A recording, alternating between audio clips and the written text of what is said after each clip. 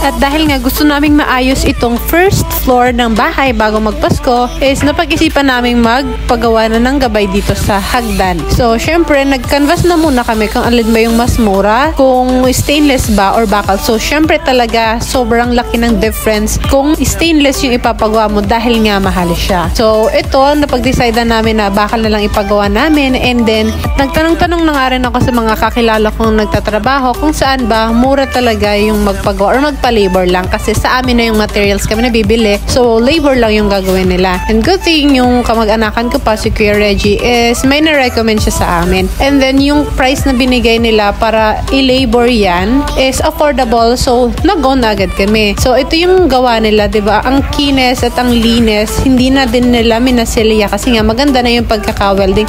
And may gamit nga silang oxygen tank. And look at that. I can say na satisfied ako sa result. And napakaganda naman talaga nung hagdan. So, yan is yung parang primer pa lang siya ng bakal. So, depende pa sa amin kung maglalagay pa kami ng pintura. Pero malamang sa malamang maglalagay pa rin kami ng pintura. And in the future, for sure sila na rin yung kukunin namin gagawa pa ng railings dito naman sa harap ng bahay kasi meron kaming terrace. Kahit nga 2 araw lang ginawa ito nila kuya is maganda pa rin yung pagkaka-welding, hindi mo masasabing na rush. So, yun lang. Salamat sa panonood.